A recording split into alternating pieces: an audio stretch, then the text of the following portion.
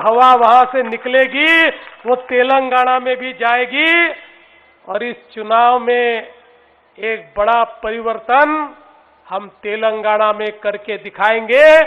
Municipality पर Bharatiya Janata party का भगवा झंडा लहराएगा, ये कहने के लिए मैं आया हूं। दोस्तों, जिस समय ये तेलंगाना राज्य बना था, बहुत सारे सपने भी थे और बहुत सारी संभावनाएं भी थी। विशेष रूप से चूंकि आंध्र प्रदेश अलग हुआ, हैदराबाद तेलंगाना के साथ आया, तो एक बहुत ही आर्थिक दृष्टि से मजबूत राज्य के रूप में इसको देखा गया। एक रेवेन्यू सरप्लस राज्य के रूप में तेलंगाना को देखा जाता था।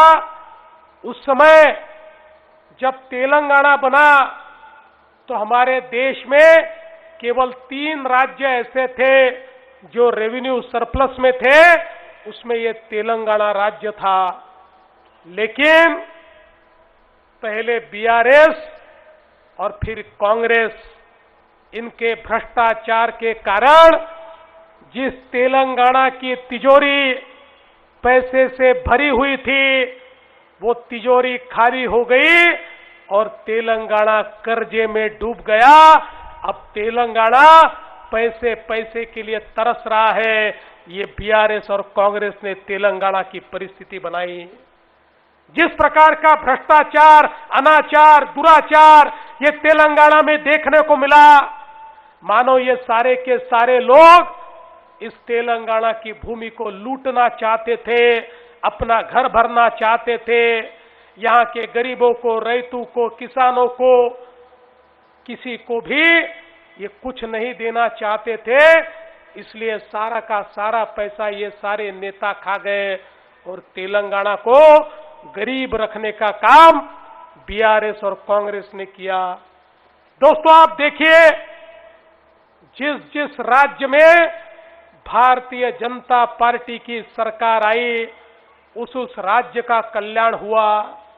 मुझे आज भी याद है, मैं महाराष्ट्र का मुख्यमंत्री था। 2015 में तेलंगाना के मुख्यमंत्री चंद्रशेखर राव साहब मेरे पास आए और उन्होंने मुझे निवेदन किया कि हमको गोदावरी का पानी दीजिए। गोदावरी का पानी मिलेगा तो हमारा तेलंगाना सुजलाम सुफलाम होगा। 25 सालों से पुराने आंध्र प्रदेश का और महाराष्ट्र का झगड़ा चलता था। महाराष्ट्र कहता था हम पानी नहीं देंगे क्योंकि हमारा गढ़चिरौली डूब जाएगा। आंध्र प्रदेश कहता था हमको पानी दीजिए। लगातार ये झगड़ा 20-25 साल तक चलता रहा, लेकिन पानी नहीं मिला। मैंने चंद्रशेखर राव साहब को कहा कि देखिए, आप हमारे पड़ोसी हैं, ये भारत एक देश है, हम झगड़ना नहीं चाहते। तेलंगाना में रहने वाले लोग भी मेरे भारत के लोग हैं। अगर उन्हें पानी मिलता है तो मुझे बहुत खुशी है, मैं पानी देने को तैयार हूं। मैंने उनको समझाया कि आप थोड़ी सी हाइट अगर कम करेंगे तो आपको पानी भी मिलेगा, आपका पूरा तेलंगाना सुजलाम सुफलाम भी होगा और मेरा गढ़चिरौली भी डूबने से बचेगा। और उसके बाद हमने समझौता किया और देश के इतिहास में पहली बार ऐसा हुआ, बिना किसी झगड़े के मैंने मुख्यमंत्री के तौर पर तेलंगाना को पानी देने का निर्णय किया। आज वो तेलंगाना में इरिगेशन आप लोग देख रहे हैं, तेलंगाना के कोने कोने में पानी पहुंचा है। वो केवल हमारे कारण पहुंच पाया क्योंकि हमने उस समय ये कहा, ये भारत देश एक है। वो महाराष्ट्र में बसने वाला हो या तेलंगाना में बसने वाला, अगर महाराष्ट्र का नुकसान नहीं होता और तेलंगाना को फायदा होता है तो हम पानी देने के लिए तैयार है। आज वो पानी तेलंगाना के कोने कोने तक पहुंच रहा है। अभी हमारे हरीश बाबू जी ने मुझे एक और निवेदन दिया है। वो चाहते हैं कोई और भी परियोजना तैयार करने के लिए। आप इस चुनाव को समाप्त कीजिए और हरीश बाबू जी महाराष्ट्र में आइए, हम चर्चा करेंगे। मैं आपको बताना चाहता हूं, मैं ये मानने वालों में से हूं कि जहां हमारे राज्य का नुकसान नहीं होता है और दूसरे राज्य का फायदा होता है, एक भारत और श्रेष्ठ भारत के तहत हम उसके लिए तैयार हैं। अभी अभी मैंने मध्य प्रदेश के साथ भी समझौता किया और हमारा 20-25 साल का झगड़ा समाप्त करके दोनों राज्यों को पानी मिले, इस प्रकार का काम यहां पर मैंने किया है। इसलिए आप जो चाहते हैं कि बड़े पैमाने पर आपको करीब आपके यहां 2 लाख एकड़ जमीन पानी के नीचे आएगी, तो निश्चित रूप से उसके ऊपर चर्चा करेंगे और आपको भी उसमें जो भी संभव होगा वो मदद करने का ऐलान मैं यहां पर करता हूं। इसके साथ साथ लेकिन एक और बताना चाहता हूं, ये आपकी बीआरएस की सरकार और बाद में हमारी कांग्रेस की सरकार इतनी बदमाश निकली। तय ये हुआ था पानी हम देंगे, लेकिन जो जमीन एक्वायर करनी है, जो आपके लिए चाहिए, उसका पैसा तेलंगाना देगा। पानी तो मैंने दे दिया, ये दोनों सरकारों ने मुझे 1 रुपया भी मेरे किसानों को नहीं दिया।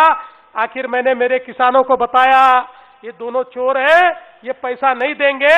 मैंने महाराष्ट्र से मेरे किसानों को पैसा दे दिया, लेकिन मुझे ये लगता है इनकी नीयत देखिए, ये बीआरएस और कांग्रेस की, कि जो पानी देता है उसके साथ भी धोखा करने वाले ये लोग हैं। ये कभी जनता के साथ समझौता और फायदा नहीं कर सकते। ये भी मैं आप सभी को बताने के लिए यहां पर आया हूं। देखिए दोस्तों, ये म्युनिसिपैलिटी का चुनाव है। म्युनिसिपैलिटी में लोगों की अपेक्षा होती है हमको पीने का पानी मिले, हमको सीवर लाइन मिले, हमको सीसी रोड मिले, हमको पक्के मकान मिले, झोपड़पट्टी में लोगों को घर मिले, अतिक्रमण करने वालों को मालकी हक के पट्टे मिले। इसके लिए ये चुनाव लड़ा जाता है। मैं आपको कहना चाहता हूं, इस देश में 70 सालों तक किसी ने भी म्युनिसिपैलिटी की ओर ध्यान नहीं दिया। हमारे देश की सरकारें मानती थी कि जो छोटे छोटे शहर हैं, इन शहरों में काम करने से कोई फायदा नहीं है, केवल गांव में काम होना चाहिए। गांव में तो काम होना ही चाहिए, लेकिन ये शहर भी बढ़ रहे थे, लोग शहरों में रहने के लिए आ रहे थे, शहरों में उद्योग था। एक कागज नगर अगर हमारे यहाँ फैक्ट्री बनती है तो यहाँ आने वाले लोग तो गांव से आते हैं। आने वाले लोगों को घर चाहिए, उनको रहने के लिए जगह चाहिए, पीने के लिए पानी चाहिए। जो कचरा तैयार होगा उसको ठीक से उस कचरे पर प्रक्रिया होनी चाहिए। जो मैला जाएगा उसके ऊपर प्रक्रिया होनी चाहिए। जो नालियां है उसमें जो मच्छर है उसके ऊपर कार्रवाई होनी चाहिए। सरकारों ने इसकी ओर कोई ध्यान नहीं दिया। इस देश में पहली बार मोदी जी प्रधानमंत्री बने और मोदी जी ने कहा गांव के साथ साथ शहरों की ओर भी ध्यान दिया जाना चाहिए। शहरों में रहने वाले गरीब, शहरों में रहने वाले मध्यम वर्गीय, इनको भी बड़े पैमाने पर सुविधा मिलनी चाहिए। लोग शिक्षा के लिए, लोग मेडिकल के लिए, लोग एंटरटेनमेंट के लिए, एजुकेशन के लिए, रोजगार के लिए शहरों में आते हैं। उन लोगों के जीवन में भी परिवर्तन होना चाहिए। इसलिए देश के अंदर पहली बार मोदी जी ने शहरों के लिए योजना तैयार की।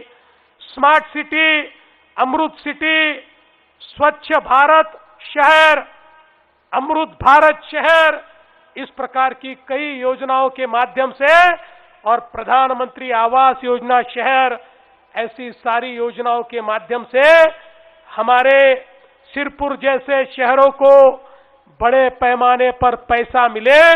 इस प्रकार की व्यवस्था मोदी जी ने खड़ी की। हजारों करोड़ रुपए आज हमारे शहरों के लिए केंद्र सरकार दे रहा है। हमारे शहरों में जो लोग झोपड़पट्टी में रहते हैं उनको पक्का मकान मिले, इसलिए मोदी जी पैसा दे रहे हैं। सीसी रोड बने, मोदी जी पैसा दे रहे हैं। गटर लाइन बने, मोदी जी पैसा दे रहे हैं।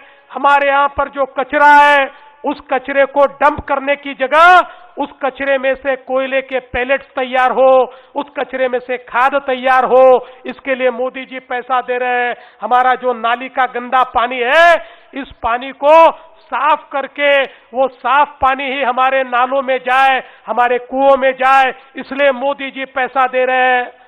पहली बार हजारों करोड़ रुपया मोदी जी के माध्यम से मिल रहा है। लेकिन मोदी जी कितना भी पैसा दे, अगर वहां हैदराबाद में बैठी हुई सरकार या यहां बैठी हुई बीआरएस की म्यूनिसिपालिटी ये पैसा अगर आपके तक पहुंचने नहीं देगी तो आपका विकास कैसे होगा? ये सारा पैसा अगर इनकी जेब में जाएगा, ये सारा पैसा भ्रष्टाचार में जाएगा, तो फिर कितना भी पैसा मोदी जी दे दे, किस प्रकार से परिवर्तन होगा? अब तो मोदी जी ने ये भी शुरू कर दिया, कई योजनाओं का पैसा ये सीधा म्यूनिसिपालिटी को मिल रहा है। अब बीच में कोई बिचौलिया नहीं है, कोई दलाल नहीं है। लेकिन उसमें सबसे महत्व का क्या है? म्यूनिसिपालिटी में बीजेपी की सत्ता होनी चाहिए। बीजेपी की, अगर बीजेपी की सत्ता होगी तो मोदी जी और हमारे रामचंद्र राव जी, हमारे नागेश जी, हरीश भाई ये पूछ पाएंगे मेयर को और अध्यक्ष को, म्यूनिसिपल प्रेसिडेंट को और चेयरमैन को कि भैया मोदी जी के पैसे का क्या किया बताओ, कितनी गलियों में काम किया, कितने वार्डों में काम किया, इसका हिसाब मांग सकते हैं। लेकिन अगर वो नहीं रहा तो सारा पैसा ये भ्रष्टाचार में चला जाएगा। इसलिए मैं आपसे निवेदन करने के लिए आया हूं। अब हमारे शहर बदल रहे हैं, हमारे शहरों में गरीबों को, मध्यम वर्गीयों को बड़े पैमाने पर उनके रहन सहन में एक बदलाव आ रहा है। इसके लिए भारतीय जनता पार्टी को चुनकर देना जरूरी है। आज देखिए हमने बीजेपी को चुनकर दिया तो कितना बदलाव हो रहा है। बड़े पैमाने पर हाईवेज बन रहे हैं, हमारा रेलवे स्टेशन बदल गया, हमारे यहाँ पर ट्रेन के स्टॉपेजेस आ गए, हमारे अमृत भारत ट्रेन, हमारे यहाँ पर नई नई वंदे भारत ट्रेन ये शुरू हो गई। लोगों के आवागमन में एक बड़ा परिवर्तन आ गया और आने वाले दिनों में बेलमपल्ली से गढ़चिरौली का हाईवे भी हमको करना है। हमारे गडकरी जी को बोलकर वो हाईवे भी हम लोग कर देंगे। ये सारी चीजें, इतना जो परिवर्तन हो रहा है, ये परिवर्तन कौन कर सकता है? केवल बीजेपी कर सकती है। इसलिए दोस्तों, हमारे तेलंगाना के मुख्यमंत्री तो अब तुष्टीकरण में लगे हुए हैं। उनको लगता है केवल चंद लोगों के तलवे चाट चाट कर वो यहां पर राज करते रहेंगे। और एक ऐसा खतरनाक खेल उन्होंने शुरू किया है, मैं आपको याद दिलाना चाहता हूं। इसी प्रकार का खेल एक प्रकार से आजादी के पहले कुछ कांग्रेस के नेताओं ने किया था और उसका परिणाम यह हुआ, इस देश का विभाजन हुआ और इस देश से पाकिस्तान और फिर बांग्लादेश बन गया। उसी प्रकार की विभाजनकारी नीतियों के तहत लोगों को धर्मों में बांटने का काम और विशेष रूप से हमारे जो पिछड़े लोग हैं, एससी एसटी है, इनका आरक्षण निकाल कर अन्य धर्मों के लोगों को देने का काम ये जो कांग्रेस की सरकार कर रही है, मैं आपको बताना चाहता हूं, एक प्रकार से विभाजन के बीज बोने का काम ये कांग्रेस पार्टी कर रही है। इसका भी जवाब आज हमको देना पड़ेगा, नहीं तो आने वाली पीढ़ियां हमको माफ नहीं करेगी कि जिस समय इस प्रकार के बंटवारे की बात हो रही थी, आप लोग क्या कर रहे थे, ये सवाल आपको भी पूछा जाएगा। इसलिए दोस्तों, आज ये जरूरी है कि यहां पर हम लोग अपने मतदान के माध्यम से भारतीय जनता पार्टी को चुनकर दे। मैं आपसे इतना ही निवेदन करता हूं कि आज देश में मोदी जी की सरकार है, अपने गांव में भी, अपने शहर में भी मोदी जी को मानने वालों की सरकार ये आनी ही चाहिए। इसलिए सब लोग याद रखिए, केवल और केवल कमल कमल को ही वोट दीजिए, कमल को ही चुनकर दीजिए, और कमल को चुनकर देना अपने विकास को न्योता देना है। अपने विकास को आप यहां पर चुनकर दीजिए, इतना ही निवेदन करता हूं और अपने शब्दों को विराम देता हूं। धन्यवाद। जय हिंद।